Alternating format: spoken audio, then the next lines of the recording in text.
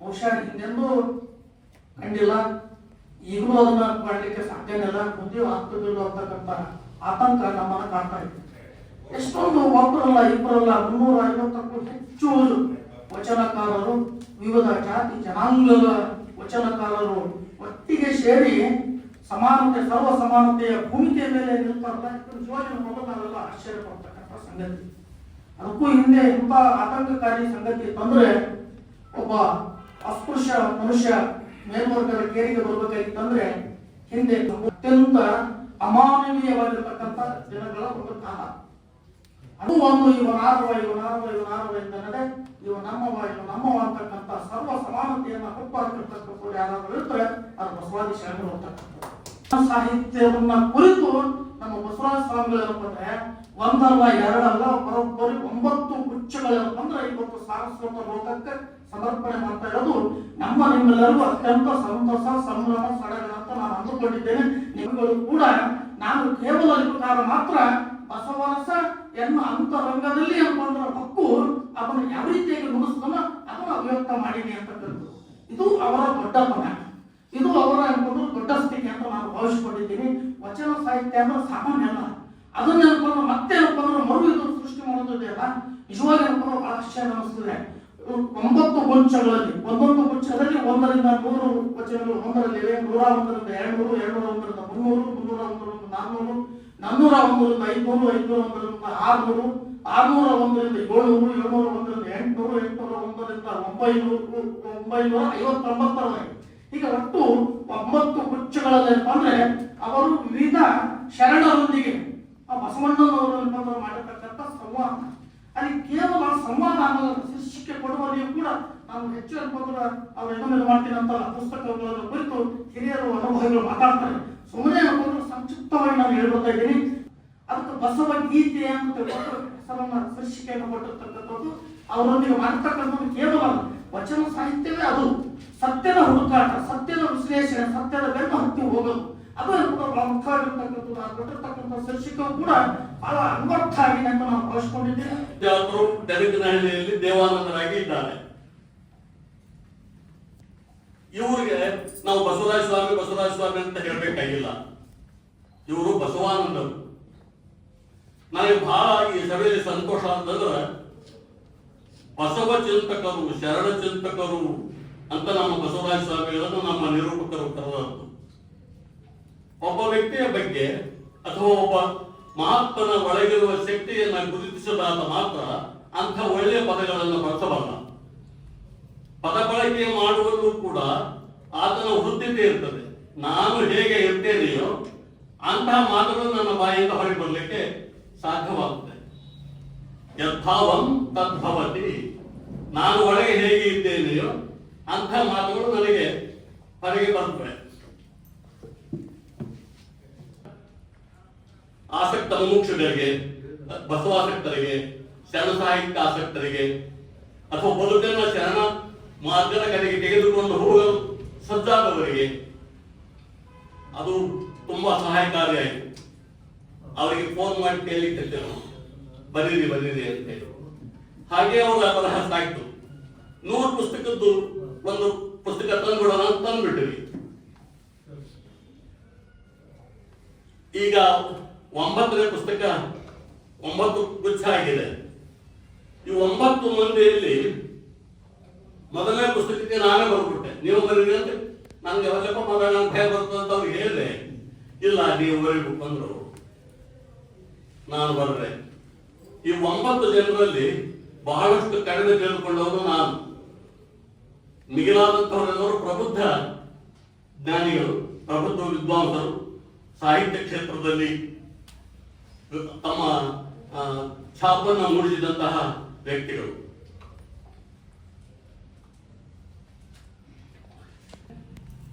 ಒಂಬತ್ತು ಸಂಪುಟಗಳಿಗೆ ಒಂದನೇ ಸಂಪುಟಕ್ಕೆ ನಾನು ಭಿನ್ನವಿಸಿಕೊಂಡಿದ್ದೇನೆ. 2ನೇ ಸಂಪುಟಕ್ಕೆ ಪ್ರೊಫೆಸರ್ ಮಲ್ಲೇಪುರಂ ಜಿ ವೆಂಕಟೇಶ್ ಅಂತನವರು, ಅವರು ಕರ್ನಾಟಕ ಸಂಸ್ಕೃತ ವಿಶ್ವವಿದ್ಯಾಲಯಕ್ಕೆ ಮುನ್ನುಡಿ ಬರೆದವರು. ಪ್ರೊಫೆಸರ್ ಎಸ್ ಸಿ ಸಿದ್ದರಾಮಯ್ಯ ಅಂತನವರು, ಅವರು ಪ್ರಜಾವಾಣಿಯಲ್ಲಿ ಬರೀತಿರ್ತಾರೆ. ಅವರು ಧಾರವಾಡ ವಿಶ್ವವಿದ್ಯಾಲಯದ ನಿವೃತ್ತ ಪ್ರಾಧ್ಯಾಪಕರು. ಜ್ಞಾನಮಾರ್ಗಿ ಲಕ್ಷ್ಮೀ ತೋಳ್ಪಾಡಿಯವರು 5ನೇ ಪುಸ್ತಕಕ್ಕೆ ಪತಂಜಲಿ, 7ನೇ ಪುಟಕ್ಕೆ ಡಾಕ್ಟರ್ ಶಿವಾನಂದ ಕೆರಗಿಮನೆಯವರು, 8ನೇ ಪುಟಕ್ಕೆ ಧಾರವಾಡ ವಿಶ್ವವಿದ್ಯಾಲಯದ ಕನ್ನಡ ವಿಭಾಗದ ಮುಖ್ಯಸ್ಥರಾಗಿ ಕಾರ್ಯನಿರ್ವಹಿಸಿ ಈ ಕನ್ನಡ ವಚನ ಸಂಪುಟಗಳ ಕಲಬುರಗಿಯವರ ಶಿಷ್ಯರಾಗಿ ಎಲ್ಲಾ ಸಂಪುಟಗಳಲ್ಲಿ ಹೊರತರಲಿಕ್ಕೆ ತಮ್ಮ ಅಮೂಲ್ಯ ಸೇವೆಯನ್ನು ಒದಗಿಸಿದ ನಮ್ಮ ರಾಯಚೂರು ಜಿಲ್ಲೆಯವರೇ ಆದ ಡಾಕ್ಟರ್ ವೀರಣ್ಣ ರಾಜೂರ್ ಅವರು, ಪೂಜ್ಯ ಶ್ರೀ ದೇವಾನಂದ ಶರಣರು ಬೆನಕನಹಳ್ಳಿ ಅವರು. ಈ 10ನೇ ಪುಸ್ತಕವಾಗಿ ಈ ಎಲ್ಲ ಮುನ್ನುಡಿಗಳನ್ನ ಮತ್ತು ಬಸವರಾಜ್ ಅಪ್ಪ ಅವರ ಓದುವ ಮುನ್ನ ಅಂತನ್ನುವ ಮಾತುಗಳನ್ನ ಕುರಿತು ಮತ್ತೊಂದು ಪುಸ್ತಕವನ್ನು ಮಾಡಿ 10 ಪುಸ್ತಕಗಳು ಗುಚ್ಛ ಮಾಡಬೇಕಾಗಿತ್ತು. ನಾವು ಪುಸ್ತಕವನ್ನು ಓದುವುದು ನಮಗೆ ಸುಲಭವಾಗಬೇಕಾಗಿದ್ದರೆ ಅಥವಾ ಆ ಪುಸ್ತಕದ ಪರಿಭಾಷೆ ನಮಗೆ ಅರ್ಥವಾಗಬೇಕಾಗಿದ್ದರೆ ನಾವು ಆ ಮುನ್ನುಡಿಗಳನ್ನು ಮತ್ತು ಬಸವರಾಜಪ್ಪನವರ ಓದುವ ಮುನ್ನ ಲೇಖನಗಳನ್ನ ಓದಿದಾಗ ಮಾತ್ರ ಒಳಗಿನ ಸಂಗತಿಗಳು ಪದರಾಗಿ ಬಿಚ್ಚಿಕೊಳ್ಳುತ್ತಾ ಸಾಗಲಿಕ್ಕೆ ಸಾಧ್ಯ. ಶರಣತತ್ವ ಜೀವತತ್ವಗಳ ತಿರುಳುಣ್ಣುವ ಹಂಬಲಿಗರಾಗಬೇಕಾದರೆ ಡಬ್ಬೇರ ಮಡುವಿನ ಸದ್ಗುರು ವಿದ್ಯಾನಂದ ಶರಣರ ಕರಸಂಜಾತ, ನಾನು ಪ್ರೀತಿಯಿಂದ ಬಸವಾನಂದರೆಂದು ಕರೆದು ಸಂಭ್ರಮಿಸುವ ಬಸವರಾಜ ಸ್ವಾಮಿಗಳಂತವರ ಗ್ರಂಥಗಳನ್ನು ಓದಬೇಕು ಎಂಬುದು ನನ್ನ ನಮ್ರ ನಿಲುವು. ನಮ್ಮ ಭವವು ಅನುಭವವಾಗಿ, ಭಾವವು ಅನುಭವವಾಗಿ ಮಾರ್ಪುಗೊಳ್ಳಲು ಸಾಧ್ಯವಾಗುತ್ತದೆ. ಇವೆರಡು ನಾನು ಆನಂದದಿಂದ ಬರೆಸಿದಂತ ಪದಗಳು. ಈ ಭವವನ್ನು ಅನುಭವಿಸಲಿಕ್ಕೆ ಸಾಧ್ಯವಾಗುತ್ತದೆ. ಅದು ಅನುಭವ, ಫಿಸಿಕಲ್ ಎಕ್ಸ್ಪೀರಿಯನ್ಸ್. ಅನುಭವ ಎನ್ನುವುದು ಭವವನ್ನು ಅನುಗೊಳಿಸಿಕೊಳ್ಳಲು ಸಾಧ್ಯವಾಗುತ್ತದೆ. ನಾವು ಜನರ ಸಂಘ, ಮನಸ್ಸು, ಹೃದಯ, ಅರಿವು, ಗುರು ಅವೇನೆಲ್ಲವೂ ಒಳಗಿನದು ಅದು ಭಾವ. ಭಾವಕ್ಕೆ ಅನುಹತ್ತಿದರೆ ಅನುಭಾವ. ಇದು ಬಸವರಾಜ ಸ್ವಾಮಿಯವರ ಬಸವಗೀತೆಯಲ್ಲಿ ನಮಗೆ ಲಭ್ಯ ಆಗ್ತದೆ. ಗಮನ ಕೊಡೋದು ನಮ್ಮಲ್ಲಿ 2 ಭಾಗಗಳು. ಒಂದು ಮನಸ್ಸಿನ ತತ್ವ, ಅದು ಲೋಕಜ್ಞಾನ. ಇನ್ನೊಂದು ಓದದೇ ಬರುವಂತ ಜ್ಞಾನ ದೇಹದಲ್ಲಿದೆ. ಮನಸ್ಸು ಓದಿ ಪಡೆಯುವಂತ ಜ್ಞಾನ ಕೂಡ ದೇಹವನ್ನ ಆವರಿಸಿ ಓದಿ ಪಡೆದ ಜ್ಞಾನ ಅದು ದೇಹದಲ್ಲೇ ಇದ್ದ ಜ್ಞಾನನ್ನ ಬಳಕೆ ಮಾಡತಕ್ಕಂತ ಶಕ್ತಿ ಮನಸ್ಸಿಗೆ ಬಂದಾಗ, ದೇಹಕ್ಕೆ ಬಂದಾಗ ಆ ದೇಹ ಬಸವಣ್ಣನೂ ಆಗ್ತದ, ಬುದ್ಧನೂ ಆಗ್ತದ, ಮತ್ತು ಬಸವಾದಿ ಶರಣರಂತೆ ಆಗ್ತದ. ಶಕ್ತಿ ಆಳದೊಟ್ಟಿದೆ ಮನುಷ್ಯ. ನಮ್ಮಲ್ಲಿ ನಮ್ಮ ದೇಶದಲ್ಲಿ ಆಗಿ ಹೋದಂತ ಜ್ಞಾನಿಗಳು ದೇಹದಲ್ಲಿ ಅರಿವಿನ ಶಕ್ತಿ ಅದು ವಿರಾಟ ಸ್ವರೂಪ ಅಂತೇಳಿ ಎಲ್ಲರೂ ಹೇಳಿದವ್ರನ್ನ ನಾವು ಪೂಜೆ ಮಾಡ್ತೀವಿ, ಹೇಳಿದವರಿಗೆ ಗುಡಿ ಕಟ್ತೀವಿ, ಹೇಳಿದವರಿಗೆ ಉತ್ಸವಗಳನ್ನು ಮಾಡ್ತೀವಿ, ಹೇಳಿದವರ ಪುಸ್ತಕಗಳನ್ನು ಜಗಲಿನಲ್ಲಿ ಪೂಜೆ ಮಾಡ್ತೀವಿ. ಅವ್ರ ದೇಹದಲ್ಲಿ ಅರಿವು ಯಾಕೆ ಕೆಲಸ ಮಾಡ್ತದ ಅಂತ ಹೇಳಿದ. ನಾವು ಬಸವಾದಿ ಶರಣರನ್ನ ನೆನೆದರೆ ಅವರಂತೆ ಆಗ್ಲಿಕ್ಕೆ ಸಾಧ್ಯನ? ಬಸವಣ್ಣವ್ರು ಹೇಳ್ತಾರ, ನೆನೆದರ ಕೆಂಚ ಕರಿಕನ ನೆನೆದರೆ ಕೆಂಚನ ಕರಿಕನಾಗಬಲ್ಲನೆ, ಕರಿಕ ಕೆಂಚನ ನೆನೆದರೆ ಕೆಂಚನಾಗಬಲ್ಲನೆ, ನೆನೆದರಾಗದು ಅಂತ ಹೇಳ್ತಾರೆ. ನೆನೆದರಾಗ ಎಷ್ಟು ಬಹಳ ಸಣ್ಣ ಕೆಲಸ ಇದೆ ನಾವು ಮಾಡ್ತಕ್ಕಂಥದ್ದು. ಅಂದ್ರೆ ಮನಸ್ಸಿಗೆ ದೇಹದಲ್ಲಿ ಅರಿವಿದೆ. ಮನಸ್ಸು ಅರಿವಿನ ಜೊತೆಗೆ ಹೊಂದಾಣಿಕೆ ಮಾಡಿಕೊಳ್ತೇವೆ. ಅರಿವಂತ ತತ್ವ. ಆ ಆ ತತ್ವನ ಹೆಂಗ್ ಬಳಕೆ ಮಾಡ್ಕೋಬೇಕು ಅಂತೇಳಿ ಬಸವಾದಿ ಶರಣರು ಹೇಳಿದಾರ. ಭಗವದ್ಗೀತೆಯಲ್ಲಿ ಕೃಷ್ಣನ ಮೂಲಕ ವ್ಯಾಸರು ಹೇಳಿಸಿದ್ದಾರೆ ಮತ್ತು ಭಾಗವತದಲ್ಲಿ ಕೂಡ ಹೇಳಿದ್ದು ಅದೇ, ಪುರಾಣಗಳಲ್ಲಿ ಹೇಳಿದ್ದು ಅದೇ, ಕುರಾನ್ ಬೈಬಲ್ಗಳಲ್ಲಿ ಹೇಳಿದ್ದು ಕೂಡ ಅದೇ. ನಾವು ಆ ಸರಳ ಸೂತ್ರವನ್ನು ಹಿಡ್ಕೊಂಡು ಒಳಗೆ ಹೋಗ್ಲಿಕ್ಕೆ ಹೊರತು ಹೊರಗೆ ಹೋದ್ರೆ ಇದೇ ಕೆಲಸ. ಒಬ್ಬರನ್ನ ಹೊಗಳೋದು, ಒಬ್ಬರಿಂದ ಹೊಗಳಿಸ್ಕೊಳ್ಳೋದು. ಹೊಗಳಿದವನು ಇವತ್ತು ಹೊಗಳ್ತಾನೆ, ನಾಳೆ ಬೈತಾನೆ. ಇವತ್ತ ನಮ್ಮನ್ನು ಹೊತ್ಕೊಂಡು ಹೋಗ್ತಾನೆ. ಸಣ್ಣ ತಪ್ಪಾದ್ರೆ ಕೆಡಿಗೆ ಕಲ್ಲಿನ ಹೊಡಿತಾನೆ. ಇವೆಲ್ಲ ಉದಾಹರಣೆಗಳದಾವ.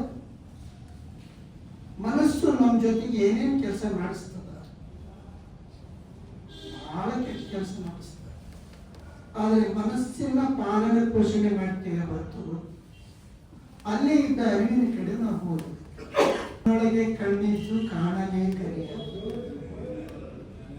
ಕಿವಿಯೊಳಗೆ ಕಿವಿ ಇದ್ದು ಕೇಳಲೇ ಕಲಿಯದು,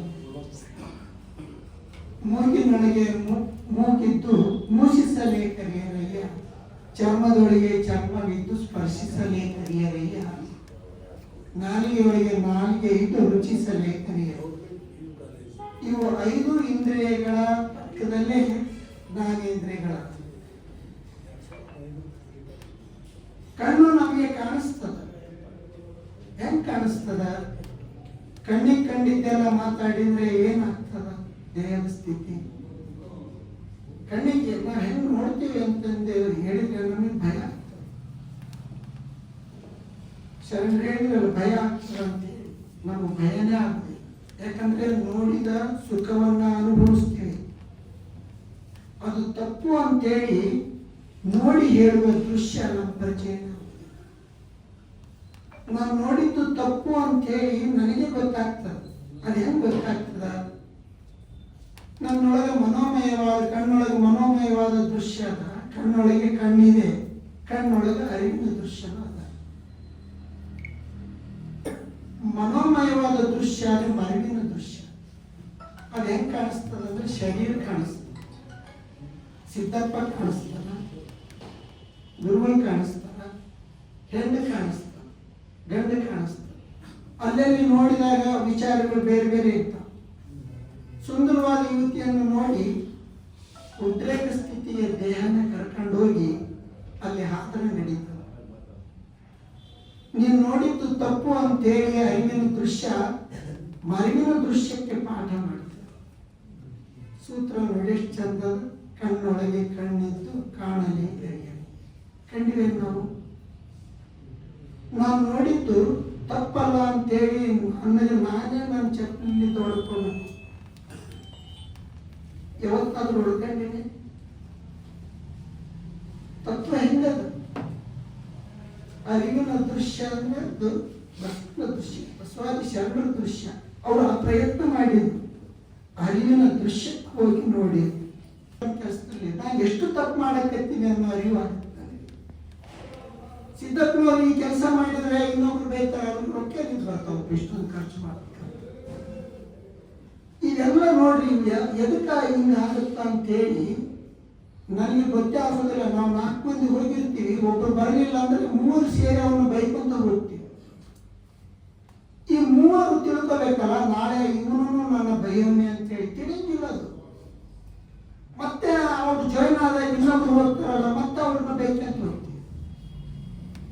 ಅದು ಸತ್ತು ಹೋಗ್ತದೆ ಹೊರತು ಅದು ಯಾವ ಪುಸ್ತಕದ ಜ್ಞಾನಕ್ಕೆ ಸತ್ತು ಹೋಗೋದಿಲ್ಲ. ಪುಸ್ತಕ ಎಲ್ಲಿಗೆ ಬಂದಾವ? ದೇಹದಿಂದ ಬಂದಾವ. ಅದು ನಂದಾದ್ರೇನು ಮತ್ತು ನಿಮಗಾದ್ರೇನು? ನಾನು ಹೇಳಿದ್ರೆ, ನಾನು ಮಾತಾಡಿದ್ರೆ ನಿಮ್ಗೆ ಅರ್ಥ ಆಗ್ತದ.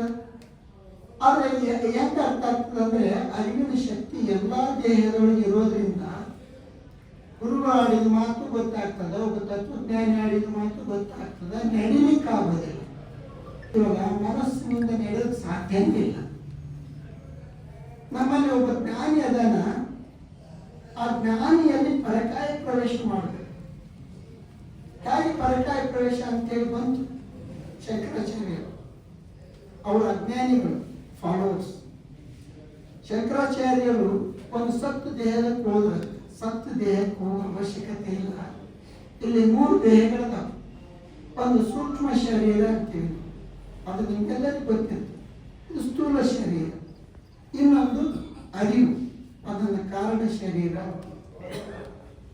ಸೂಕ್ಷ್ಮ ಶರೀರ ಕಾರಣ ಶರೀರದಲ್ಲಿ ಸಂಗಮ ಆಗಲಿಕ್ಕೆ ಬರ್ತದೆ. ಹಾಗೆ ಇವಾಗ ಬೆಳಕೈತಿ 6:30 ಕಟ್ಟು ಬರ್ತದೆ. ಇಲ್ಲೆಲ್ಲ ಲೆಕ್ಚರರು, ಪ್ರೊಫೆಸರು ಎಲ್ಲ ಕನ್ನಡ ಸಾಹಿತ್ಯ ಪಂಡಿತರಿದ್ದಾರೆ. ಅವರೆಲ್ಲ ಸಾಹಿತ್ಯ ಲೋಕದಿಂದ ಬಂದವರು.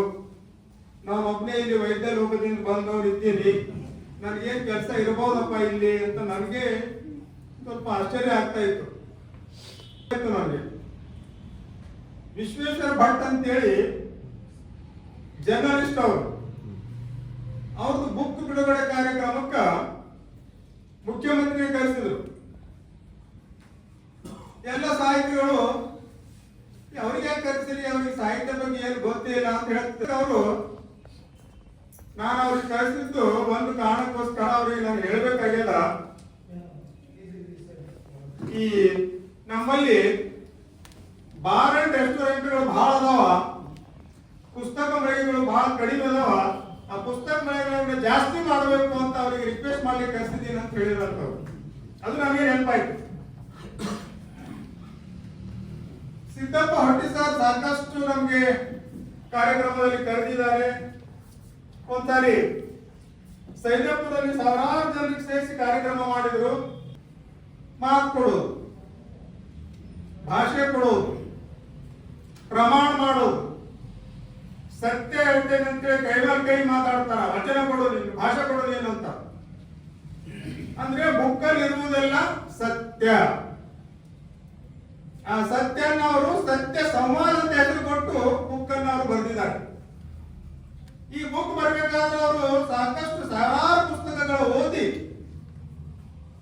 ಬರೆಯೋದು ಅಷ್ಟು ಸರಳ ಅಲ್ಲ. ಬುಕ್ಗಳ ಮಹತ್ವ ಏನು, ಯಾಕೆ why one should read books, ಯಾಕೆ ನಾವು ಪುಸ್ತಕಗಳನ್ನು ಓದಬೇಕು? ಪುಸ್ತಕಗಳು ಓದೋದ್ರಿಂದ ನಮ್ಗೆ ಜ್ಞಾನ ಬರ್ತದೆ. ಅವು ನಮ್ಮ ದಾರಿ ಜೀವಿಗಳಾಗಿವೆ. ಕೂತಿದ್ದಾರೆ, ಎಲ್ಲ ಫ್ಯಾಮಿಲಿ ಕೂತಿದ್ದಾರೆ, ಪ್ರೋಗ್ರಾಮ್ ನಮ್ಮ ಕಣ್ಣು ಮುಂದೆ ನಡೆದಿದೆ ಅನ್ನೋ ಆ ರೀತಿ ನಮಗೆ ಭಾಸ ಆಗ್ತದೆ. ಅಷ್ಟು ಚೆನ್ನಾಗಿ ಆ ಬುಕ್ ಮೂಡಿ ಬಂದಿದೆ. ಅದರಲ್ಲಿ ಈ ಬುಕ್ಗಳ ಓದಿ ನಮಗೆ ಮುಖ್ಯವಾಗಿ ಗೊತ್ತಾದದೇನು, 12ನೇ ಶತಮಾನದ ಶರಣರ ವಿಚಾರಧಾರೆ ಮತ್ತು ಅವರ ಜೀವನಾದರ್ಶಗಳು ನಮಗೆ ಗೊತ್ತಾಗ್ತವೆ. ಬಹಳ ರಿಪೀಟ್ ಆಗಿ ಹೇಳ್ತಾರ, ಬಹಳಷ್ಟು ಒತ್ತು ಕೊಟ್ಟಿದ್ದಾರೆ. ಅದು ತನು ಅಂದ್ರೆ ದೇಹ, ಮನಸ್ಸಂದ್ರೆ ಗೊತ್ತು, ಅರಿವು ಅಂದ್ರೆ ಜ್ಞಾನ. ಈ ತನು ಮತ್ತು ಮನ ಎರಡು ಅರಿವಿಗೆ ಶರಣಾದಾಗ ಮಾತ್ರ ಅವರು ನಿಜವಾದ ಮನುಷ್ಯತ್ವ ಉಳ್ಳವರು ಇರ್ತಾರೆ. ಅವರೇ ದೇವರು, ದೇವರು ಬೇರೆ ಯಾರು ಇಲ್ಲ, ಮನುಷ್ಯನೇ ದೇವರು ಅಂತ ಅವರು ಹೇಳ್ತಾ ಇರ್ತಾರೆ. ತಮಗೂ ಕೂಡ ಗೊತ್ತಿದೆ. ನಮ್ದು ಅವ್ರದ್ದು ಪರಿಚಯ ಹೆಚ್ಚು ಕಡಿಮೆ 1 ವರ್ಷ. ಮಣ್ಣೂರು ಸಾಹೇಬರು, ಸಿದ್ದಣ್ಣ ಸಾಹೇಬರು ನನಗೆ ಫೋನ್ ಮಾಡಿಬಿಟ್ಟು ರಾಯಚೂರಿಂದ ಶರಣರು ಬಂದಿದ್ದಾರೆ, ತಾವು ಬರ್ರಿ ಮನೆಗೆ ಅಂತ ಹೇಳಿದ್ರು ಭೇಟಿ ಆಗ್ಲಿಕ್ಕೆ. ಹಂಗಿದ್ದಾಗ ಮಾತ್ರ ಇವನ್ನೆಲ್ಲ ಸಾಧನೆ ಮಾಡ್ಲಿಕ್ಕೆ ಸಾಧ್ಯ ಇದೆ. ಅದೊಂದು ಯಾವ್ದೋ ಟಿವಿ ಬರ್ತದೆ ನೋಡಿ, ದಿಟ್ಟ ನಿರಂತರ ಅಂತ, ಹಂಗಿದ್ದಾರೆ ಅವ್ರು 100% ಅವ್ರಿಗೆ ಸೂಟ್ ಆಗುತ್ತೆ.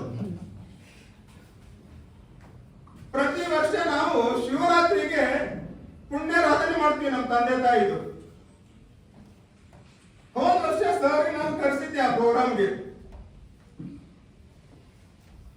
ಈಗ ನಾವು ಬಸವೇಶ್ವರ ಬಗ್ಗೆ ಮಾತಾಡ್ಬೇಕಂತಂದ್ರೆ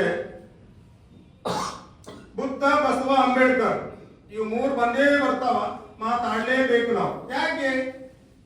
ಯಾಕೆಂದ್ರೆ ಇವು 3ರ ವಿಚಾರಧಾರೆಗಳು, ಸಿದ್ಧಾಂತಗಳು, ತತ್ವಗಳು ಆಲ್ಮೋಸ್ಟ್ ಸಿಮಿಲರ್ ಇದಾವೆ. ಹೋಗಿನ ವರದಿಗಾರರು ಭೇಟಿಯಾದ್ರು ಕೂಡ ಅಕ್ಷರ ಕಲಿಸ್ಲಿಕ್ಕೆ ಆಗಿಲ್ಲ, 60,000 80,000 ಸಂಬಳ ತಗೋತಾರ. ಅದು ಅನ್ನಲ್ಲ ತಿನ್ನೋದು, ನರಕ ಅಂತ ಅನ್ನೋದು ಅವನಿಗೆ ಗೊತ್ತಾಗ್ತಾ ಇಲ್ಲ, ನಮಗೂ ಕೂಡ ಗೊತ್ತಾಗ್ತಾ ಇಲ್ಲ ಅಂತ ಇಟ್ಕೊಂಡು ಶಾಲೆಯಲ್ಲಿ ನಾವು ಘೋಷಣೆ ಮಾಡ್ತೀವಿ. ಇದ್ರ ಹೊರತಾಗಿ ಏನನ್ನ ಕಲಿಸ್ರಿ ಅಂತ ಅನ್ನೋ ಶಕ್ತಿ ನಮಗಿಲ್ಲ. ಇದ್ರೊಳಗೆ ಇದ್ದಂತ ಹೇಳಿದ್ರೆ ಸಾಕಲ್ಲ. ಎಷ್ಟೋ ಪುಸ್ತಕಗಳು ಇದರಿಂದಾನೇ ಬಂದಾವ, ದೇಹದಿಂದಾನೇ ಪುಸ್ತಕ ಬಂದಾವ. ದೇಹ ಅದನ್ನು ಸ್ವೀಕಾರ ಮಾಡೋದಿಲ್ಲ ಅಂತೇಳಿ ದೇಹಕ್ಕೆ ಗೊತ್ತಾಗೋದು, ಮನಸ್ಸಿಗೆ ಗೊತ್ತಾಗೋದು. ದೇಹದಿಂದ ಹೊರಗೆ ಬಂದದ್ದು ದೇಹಕ್ಕೆ ವರ್ಜ. ದೇಹದಲ್ಲಿ ಎಷ್ಟು ಸಂಪತ್ತಿದೆ, ಅರಿವಿನ ಸಂಪತ್ತು ಬೇಕಾದಷ್ಟು. ಅದು ಪುಸ್ತಕ ಬರೆದವ್ರು ನಾನು ಬರೆದಂತ ನೀವೆಲ್ಲರೂ ಓದಿರಿ ಅಂತ, ನಾನು ಮಾತಾಡೋದಕ್ಕೆ ನೀವೆಲ್ಲರೂ ಕೇಳ್ತೀರಿ ಅಂತ. ನನಗೆ ಕೇಳೋ ಶಕ್ತಿ ಬಂದದಲ್ಲ. ನೀನು ಓದ್ಕೊಂಡಿದ್ದಿ, 20-30 ವರ್ಷ ಓದ್ಕೊಂಡು ಹೇಳ್ತಿದ್ದಿ. ಓದಾದವನಿಗೆ ಕೇಳಿ ಆನಂದ ಪಡ್ತಾನಲ್ಲ. ಇಲ್ಲಿದ್ದ ಶಕ್ತಿ ಅಲ್ಲಿದ್ದ ಶಕ್ತಿ ಒಂದೇ ಐತೆ ಅಂತ ಹೇಳೋದಕ್ಕೆ ಏನ್ ರೋಗ? ಸರಿಯೋದು ನಮ್ಮ ಜೀವನ ನರಕ ಮಾಡ್ಕೊಂಡು ನಾವು ಸುಮ್ಮನೆ ವ್ಯಕ್ತ ಸತ್ತು ಹೋಗ್ತೀವಿ. ಅದಕ್ಕೆ ನಾವು ಇರೋದ್ರೊಳಗಡೆ ಒಮ್ಮೆ ಸಾಯಿ ಮೊದಲ ಕಾಣೋದು ನನ್ನೊಳಗಿಂದ ಅರಿವಿಗೆ ಶರಣ ಹೋದಾಗ ನಾನು ಮತ್ತೊಂದು ದೇಹ, ನನ್ನಂತೆ ಇರುವ ದೇಹ ಅಂತ ನೋಡ್ತೀನಿ ಹೊರತು ಇರ್ಲಿಲ್ಲ ಅಂದ್ರೆ ನಾನೇನ್ ನೋಡ್ತೀನಿ? ಚೆನ್ನಪ್ಪನವ್ರು ಅಂತ ನೋಡ್ತೀನಿ. ಚೆನ್ನಪ್ಪನವ್ರ ಸ್ವಭಾವಗಳು ನನಗೆ ಅಡ್ಡಿಪಡಿಸ್ತಾರ. ಅವ್ರು ಒಳ್ಳೆಯವ್ರಂತೀನಿ, ಕೆಟ್ಟವ್ರಂತೀನಿ ಇಲ್ಲ. ಅದಕ್ಕೆ ಬಸವರಾಜ ಶಾಸ್ತ್ರಿಯವರ ಬಸವರಾಜ ಸ್ವಾಮಿಗಳ ಪರಿಚಯ 1976ರಿಂದ ನಮ್ಗವರಿಗೆ. ನಾವು ಆದೋನಿ ಬಸಪ್ಪ ಅವ್ರ ಮನೆಯಲ್ಲಿ ನಾವು BCom ಅಭ್ಯಾಸ ಮಾಡೋ ಕಾಲಕ್ಕೆ ಅವರು ಮುದ್ರಣ ಮಾಧ್ಯಮದಲ್ಲಿದ್ದರು. ಮುದ್ರಣ ಮಾಧ್ಯಮದಿಂದ ಪತ್ರಿಕಾ ಮಾಧ್ಯಮಕ್ಕೆ ಬಂದು ಚತುರ್ಕ ಬೆಳೆದಾರ. ಅವರನ್ನು ನಾವು ಸುಮಾರು 76ನೇ ಇಸ್ವಿಯಿಂದ ಇಲ್ಲಿವರೆಗೂ ನೋಡ್ತೇವೆ. ಇವರಿಗೆ ಇಲ್ಲಿ ಗಂಗಾಧರ ಸ್ವಾಮಿ ಅವ್ರ ಗಮನ ಕೊಡಬೇಕಾದರೂ ಕೂಡ ನಮ್ಗೆ ಮುಖ್ಯ ಕಾರ್ಯಕರ್ತರು ಯಾರಾದ್ರೂ ಇದ್ರೆ ನಮ್ಗೆ ಲಿಂಗಕ್ಕೆ ರಾಜರೆಡ್ಡಿ ದೇಸಾಯಿ ಅವರಂದ್ರೆ ತಪ್ಪಾಗೈತೆ. ಯಾಕಂದ್ರೆ ಅವ್ರ ಕುಟುಂಬದವರು ಇದೇ ಊರವರು, ಅವ್ರು ಮದುವೆ ಮಾಡಿಸಿದವರು ನಮ್ಮ ರಾಜರೆಡ್ಡಿ ದೇಸಾಯಿ ಅವರು. ಅದಕ್ಕೆ ಅವರು ನಮ್ಮ ಅಳಿಯಂದರು. ಅವ್ರಿಗೆ ಎಷ್ಟು ಮಾಡಿದ್ರು ಕಡಿಮೆ. ಅವರು ಮುದ್ರಣ ಮಾಧ್ಯಮದ ಪತ್ರಿಕೆ ಮಾಧ್ಯಮ ಬಂದು ಇಷ್ಟೆಲ್ಲ ಬೆಳೆದಾರ. ನಮಗೂ ಕೂಡ ನಮ್ಮ ನಾನಿರೋದ್ರಿಂದ ನಾವು ಒಪ್ಪಿಗೆ ಕೊಟ್ಟು ಇವತ್ತು ಈ ಕಾರ್ಯಕ್ರಮವನ್ನು ಮಾಡಿದ್ದೇವೆ. ಅವರು ಅನುಭಾವಿ ಅತ್ಯಂತ ಬಸವ ತತ್ವದ, ಶರಣ ತತ್ವದ, ಆಧ್ಯಾತ್ಮಿಕತೆಯ ಅತ್ಯಂತ ಮೇರು ತುದಿಯ ಅನುಭಾವಿಗಳೇ ನಮ್ಮ ಬಸವರಾಜ ಸ್ವಾಮಿಗಳು ರಾಜೂರು ಇರ್ತಕ್ಕಂಥದ್ದು. ಅವರನ್ನ ಮೊಟ್ಟ ಮೊದಲ ಬಾರಿ ನಾನು ನೋಡಿದ್ದು ನಮ್ಮ ಸೋಮಶೇಖರ್ ಮಲ್ಲೂರು ಮನೆಯಲ್ಲಿ. ಅವರ ಬಹಳ ವರ್ಷಗಳ ಹಿಂದೆ ಅವರ ನನ್ನ ಪರಿಚಯ ಆಯಿತು. ಈ ಸಮಾರಂಭಕ್ಕೆ ಬರಬೇಕಂತೇಳಿ ಕಳೆದ 5-6 ದಿವಸಗಳ ಹಿಂದೆ ನಮ್ಮ ಸೋಮಶೇಖರ ಮಲ್ಲೂರು ಅವರು, ಸಿದ್ದಣ್ಣ ಬಾಡತ್ರವರು ಸಮಾರಂಭದ ಔಚಿತ್ಯವನ್ನು ಕುರಿತು ಅದ್ಭುತವಾದಂತಹ ಆಧ್ಯಾತ್ಮಿಕ ಜೀವಿಗಳು, ಶರಣ ತತ್ವ ಚಿಂತಕರು, ಅವರ ಅನೇಕ ಪುಸ್ತಕಗಳು ನಮಗೆ ಕೊಟ್ಟವರಂದ್ರೆ ಸಿದ್ದಣ್ಣ ಬಾಡತ್ರವರು ಮತ್ತು ಸೋಮಶೇಖರ ಮಲ್ಲೂರು ಅವರು. ಅವ್ರ ಮನೆಗೆ ಹೋದಾಗೆಲ್ಲ ಕೊಡ್ತದ್ರು. ಅನೇಕ ಸಲ ಅಪ್ಪ ಈ ಪುಸ್ತಕಗಳಲ್ಲಿ ನಮ್ಮ ಸುದ್ದಿ ಮೂಲ ಬಸವರಾಜ ಸ್ವಾಮಿ ಬರ್ತಾರೆ ಅಂತೇಳಿ ಪುಸ್ತಕಗಳನ್ನ ಓದ್ತಾ ಹೋಗುತ್ತೆ. ಎಲ್ಲ ಪುಸ್ತಕ ಒಂದ್ ಕಡೆ ಆದ್ರೆ ಇವರು ಬರೆದ ಪುಸ್ತಕಗಳು ತುಂಬಾ ವಿಭಿನ್ನ. ನಾನು ಅದನ್ನು ಬಹಳ ಓದೀನಿ. ಬಹಳ ವಿಭಿನ್ನತೆಯನ್ನು ನಾವು ಕಾಣ್ತೀವಿ. ಎಷ್ಟು ಪುಸ್ತಕ ಒಂದ್ ಕಡೆ ಇರ್ತದೆ, ಬಸವರಾಜ ಸ್ವಾಮಿ ಪುಸ್ತಕ ಬಹಳ ಡಿಫರೆಂಟ್, ಬಹಳ ವಿಭಿನ್ನವಾಗಿ ಅವರು ಒಂದು ಆಧ್ಯಾತ್ಮಿಕ ಚಿಂತನೆಗಳು ಮತ್ತೆ ಶರಣರ ವಚನಗಳನ್ನು ತುಂಬಾ ವಿಭಿನ್ನವಾಗಿ ಅರ್ಥಗರ್ಭಿತವಾಗಿ ಅದಕ್ಕೆ ಒಂದು ಭಾವಾರ್ಥವನ್ನ ನೀಡಿದಂಥವ್ರು ನಮ್ಮ ಬಸವರಾಜ ಸ್ವಾಮಿಗಳಿರ್ತಕ್ಕಂಥದ್ದು. ಕಲ್ಯಾಣದ ಜಂಗಮ ಮೂರ್ತಿಗಳು ಎಲ್ಲ ಕಡೆ ಪ್ರಸಾರವನ್ನು ಮಾಡ್ತದೆ. ಅಂತಹ ಕಲ್ಯಾಣ ನಾಡಿನ ನಿಜ ಜಂಗಮ ಇವತ್ತು ನಾವು ಬಸವರಾಜ ಸ್ವಾಮಿ ರೂಪದಲ್ಲಿ ನೋಡ್ತೀವಿ ಅಂತ ನನ್ನ ಭಾವನೆ ಆಗಿದೆ. ಮತ್ತೆ ಹೇಳ್ಬೋದು ಅಲ್ಲಿ BV ಸ್ವಾಮಿಯವರು ಅಂತ ಇದ್ದಾರೆ ಅಲ್ವಾ. BV ಸ್ವಾಮಿಯವರು ಅವ್ರ ಮನೆ ತೆಗಿನ ಅಂತ ಅವ್ರು ಕೊಡೋದು ಅಲ್ವಾ, ಸಡಕ್ ಆಗುತ್ತಿದ್ರು. ಹಾಗಾಗಿ ಅಕ್ಕ ನಿಮ್ಮ ಅಕ್ಕನೇ ಗುರುಮಠದಲ್ಲಿ BV ಸ್ವಾಮಿ ಮನೆ ಹಾಗಾಗಿ ಗುರುಮಠದಲ್ಲಿನೂ ಸಂಬಂಧ ಇದೆ ಅನ್ನುವಂಥ ಮಾತು.